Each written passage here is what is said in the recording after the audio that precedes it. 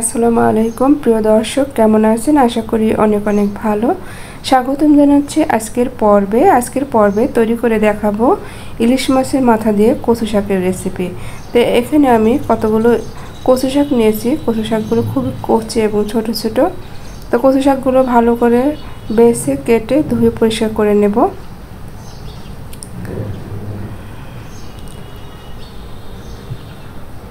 তো বন্ধুরা, ভিডিও ভালো লাগলে একটি লাইক দিয়ে ভিডিওটি দেখার অনুরোধ করছি।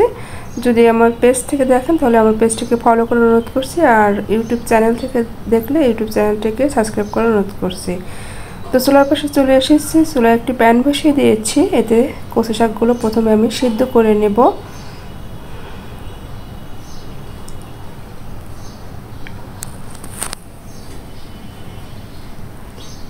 এখন আমি ঢাকনা দিয়ে ঢেকে প্রথমে লো আঁচে দেব।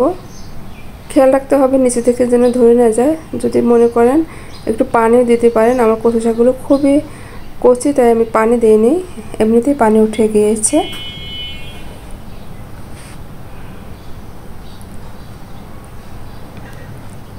আবার ঢাকনা দিয়ে ঢেকে আরও কিছুক্ষণ সিদ্ধ করে নেব। এই পর্যায়ে সিদ্ধ হয়ে গেছে, এখন আমি এটাকে নামিয়ে নেব।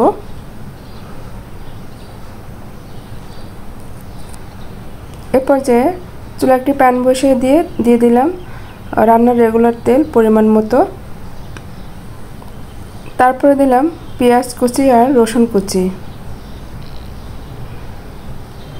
এটাকে হালকা করে ভেজে নেব।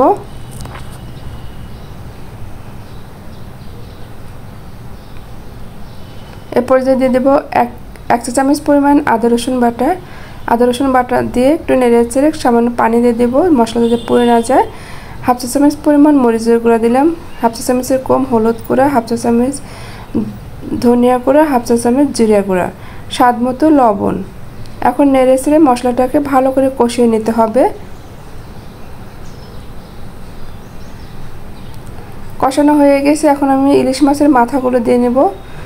এই মাথাগুলো দিয়ে ভালো করে নেড়ে চেড়ে কষিয়ে নিতে হবে। প্রথমে ভালো করে কষানোর পরে সামান্য একটু পানি দিয়ে আরও ভালো করে কষাতে হবে।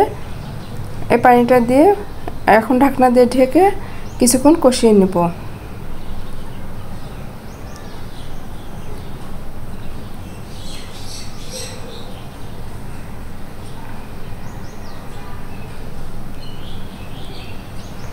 এখন দিয়ে দেব কাঁচামরিচ।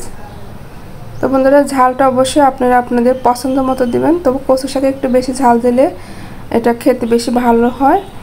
আর যদি গলা চুলকানোর সম্ভাবনা থাকে তাহলে ঝালটা একটু বেশি হলে কিন্তু গলাটা চুলকায় না। এবার আমি ভেঙে দেব মাছের মাথাগুলোকে। এরপর যে সিদ্ধ করা কচু শাকগুলো দিয়ে নিলাম।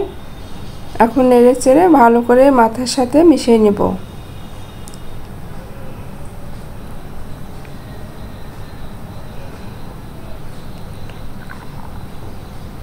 যদি গলা চুলকানোর সম্ভাবনা থাকে তাহলে এক টুকরা লেবুর রস দিয়ে নিতে পারেন, অথবা খাওয়ার সময় লেবুর রস দিয়ে খেলেও কিন্তু হয়। তো আমার রান্নাটা কিন্তু প্রায় শেষের দিকে, একটু পরে আমি নামিয়ে নেব। তো বন্ধুরা, ভিডিও কেমন লাগলো কমেন্ট করে জানাবেন। আজকের মতো এখানেই বিদায় নিচ্ছি। চলে আসবো আবার নতুন কোনো রেসিপি নিয়ে। আপনাদের জন্য অনেক দোয়া রইল, আমার জন্য দোয়া করবেন। আল্লাহ হাফেজ।